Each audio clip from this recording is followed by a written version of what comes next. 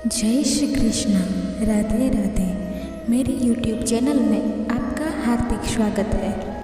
यह तो सब कहते हैं कि लोग मतलबी है, पर यह कोई नहीं कहता कि मैं भी मतलबी हूँ। जब आप एक उंगली दूसरे की तरफ उठाते हैं तो 3 उंगलियाँ आपकी तरफ भी उठती हैं। एक बार एक इंसान ने भगवान से पूछा, तुम्हारे प्यार में और हमारे प्यार में क्या अंतर है? भगवान ने मुस्कुरा कर कहा, ये पंछी देख रहे हो ना, जो आसमान में उड़ रहे हैं, यह है मेरा प्यार। और पंछी जो पिंजरे में कैद है, वो है तुम्हारा प्यार। अधिकतर लोग कहते हैं कि दोस्ती और रिश्तों में सॉरी और थैंक्स नहीं होता, पर मेरा यह मानना है कि सॉरी और थैंक्स से रिश्ते बचा लिए जाते हैं। खुद को ऐसा बनाओ कि लोग आपके आने का इंतज़ार करें, जाने का नहीं। सच्ची बात बोलने वाला और सही राह पर चलने वाला इस दुनिया को हमेशा ही कड़वा लगता है। जब काम नेक होते हैं तो नाराज़ भी अनेक होते हैं। इसी के सामने गिड़गिड़ाने से ना तो मोहब्बत मिलती है ना इज्जत। इसलिए अपने स्वाभिमान को जिंदा रखो। जो तुमसे तंग आ जाए उसे जाने दो, क्योंकि बोझ बन जाने से याद बन जाना बेहतर है। हमेशा मजबूत रहो लेकिन अकड़ में नहीं। हमेशा दयालु रहो लेकिन कमज़ोर नहीं। हमेशा विनम्र रहो लेकिन डरपोक नहीं। हमेशा गर्व करो लेकिन अभिमान नहीं। हर किसी के लिए खुली किताब मत बनो। टाइम पास का दौर है, पढ़कर फेंक दिए जाओगे। लाखों की गाड़ी एक चाबी और ब्रेक पर निर्भर करती है। करोड़ों का घर एक ताले और एक चाबी के भरोसे ही रहता है। इसी तरह हमारा व्यक्तित्व भी हमारी सोच और स्वभाव पर निर्भर होता है। अपने कर्मों के फल को भुगतने से तो गंगापुत्र भीष्म भी नहीं बच पाए थे, और हम यह सोचते हैं कि गंगा में स्नान करने से हमारे पाप धुल जाएंगे।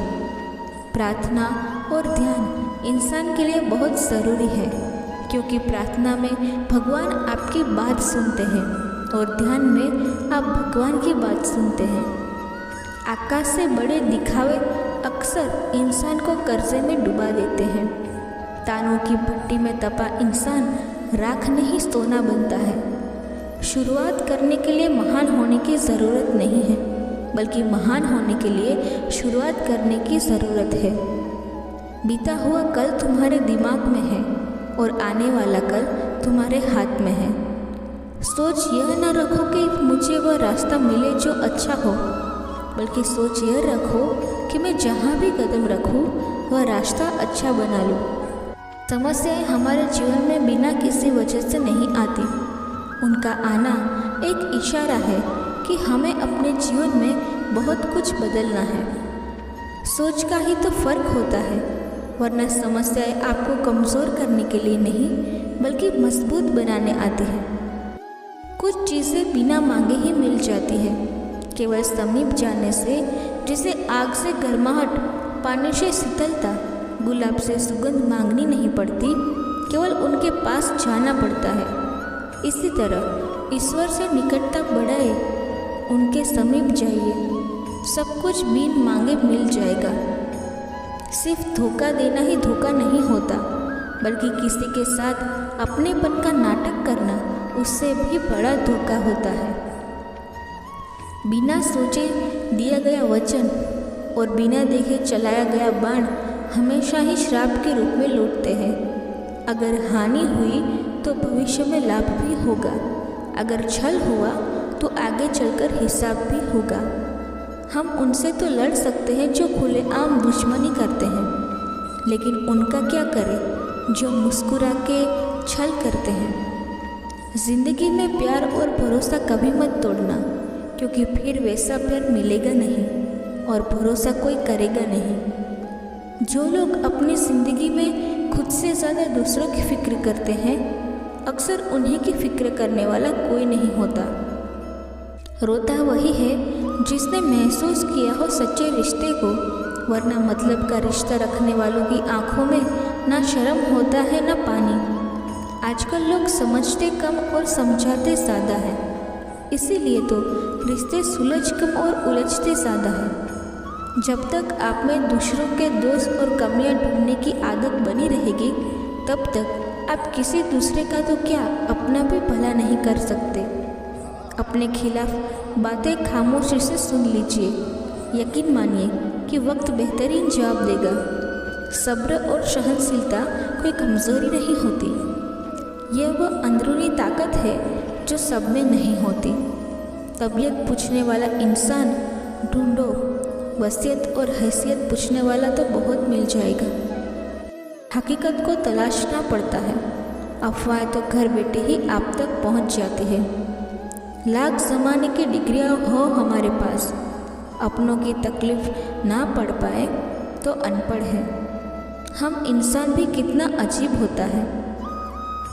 पहले भिखारी बनकर भगवान से हाथ जोड़कर मांगता है, फिर गर्व से उसी भगवान को दान देकर अपना नाम नीचे लिखवाता है।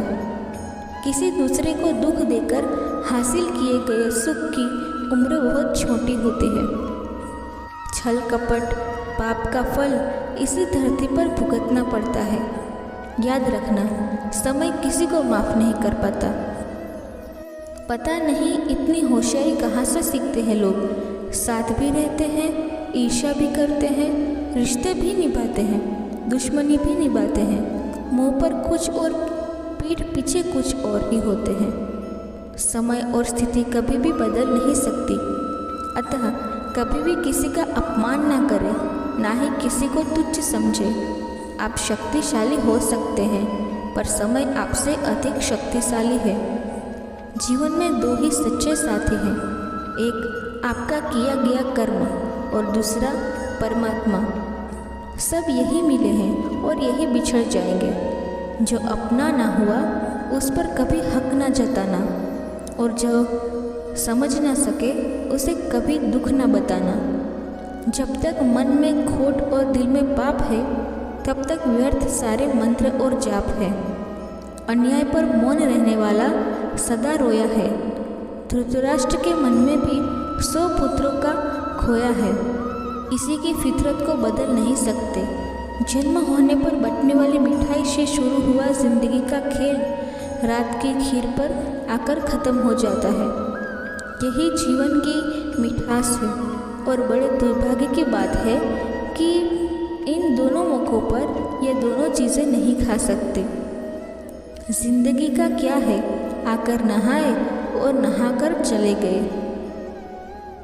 एक ही घड़ी और मुहूर्त में जन्म लेने पर भी सबके कर्म और भाग्य अलग अलग क्यों होते हैं?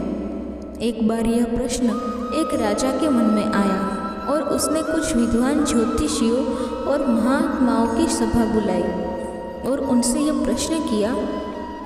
उसने उन सबसे पूछा, मेरी जन्म पत्रिका के आधार पर मेरा राजा बनने का योग था और मैं राजा बन गया, लेकिन उसी समय और उसी मुहूर्त में बहुत से लोगों ने जन्म लिया होगा, परंतु वह राजा नहीं बने। इसका क्या कारण है? महात्माओं राजा के इस प्रश्न से सब सोच में पड़ गए। कुछ समय के लिए सन्नाटा छा गया। फिर अचानक एक वृद्ध महात्मा खड़े हुए और बोले, महाराज, आपको राज्य की सीमा से कुछ दूर घने जंगल में एक महात्मा मिलेंगे। उन्हीं से आपको इस प्रश्न का सही उत्तर प्राप्त हो सकता है। राजा के लिए इस प्रश्न के उत्तर की जिज्ञासा इतनी तीव्र थी कि उन्होंने उसी समय जंगल की ओर प्रस्थान किया। जंगल में खोजते खोजते उन्हें एक महात्मा मिले जो एक पेड़ के नीचे बैठकर उस पेड़ की पत्तियां खा रहे थे। राजा ने उस महात्मा के पास जाकर वही प्रश्न किया, किंतु महात्मा क्रोधित होकर बोले, देख नहीं रहा मूर्ख, मैं पत्तियां खाने में व्यस्त हूँ। समय नहीं मेरे पास तेरे प्रश्न के उत्तर के लिए। जा, इस पहाड़ी के बीच एक और महात्मा मिलेंगे तुझे, उन्हीं से पूछना इस प्रश्न का उत्तर। राजा की जिज्ञासा और बढ़ गई और वह पहाड़ी मार्ग को पार करता हुआ बड़ी कठिनाई के साथ, परंतु बहुत उत्सुकता लिए उस दूसरे महात्मा के पास पहुंच गया। राजा ने देखा कि वह महात्मा भी बड़ी तन्मयता से मिट्टी खा रहे थे राजा ने उस महात्मा के पास जाकर वही प्रश्न किया, परंतु वह भी क्रोधित होकर बोले, मैं भूख से बेहाल हूँ। मैं पहले अपनी भूख शांत करूँ या तेरे प्रश्न का उत्तर दूँ। आगे बढ़ और पहाड़ी की चोटी पर जा, वहाँ एक आदिवासी बालक रहता है, वही दे सकता है तेरे प्रश्न का उत्तर। परंतु ध्यान रहे कि वह शीघ्र ही मृत्यु को प्राप्त होने वाला है। राजा की उत्सुकता अब बेचैनी में बदल गई। अब उसके लिए यह एक पहेली सा होता जा रहा था। वह कठिन मार्गों को पार करता हुआ पहाड़ी की चोटी पर स्थित आदिवासी गांव में पहुंच गया, जहां वह बालक रहता था। राजा ने करबद्ध होकर उस बालक के सामने अपना प्रश्न रखा तो पहले तो वह बालक हंसने लगा। फिर उसने राजा से कहा, मेरे पास भी समय नहीं है, मेरी मृत्यु होने वाली है। परंतु राजन, आप सुनो अपने प्रश्न का उत्तर। मैं, तुम और वह दो महात्मा जो तुम्हें पहाड़ी मार्ग पर मिले थे, हम चारों कई जन्म पहले भाई भाई थे। हम राजकुमार थे। एक बार हम चारों राजकुमार शिकार खेलते खेलते जंगल में बहुत दूर निकल गए थे और मार्ग भटक गए थे। हम भूख प्यास से बेहाल थे और अचानक हमें आटे की एक पोटली मिली। उस आटे से हमने 4 रोटियां बनाई और आपस में बांट ली। हम अपने अपने हिस्से की रोटी खाने ही बैठे थे कि एक भूख प्यास से तड़पता हुआ महात्मा हमारे पास आ गया। पत्तियां खाने वाला भाई से उसने कहा, बेटा, मैं कई दिनों से भूखा हूँ, अपनी रोटी में मुझे कुछ हिस्सा दे दो ताकि मैं जीवित रह सकूँ। यह सुनते ही वह भाई क्रोधित हो गया और बोला, तुम्हें रोटी का हिस्सा दे दूंगा तो मैं क्या खाऊंगा? नीचे गिरी हुई पत्तियाँ, चल भाग यहाँ से।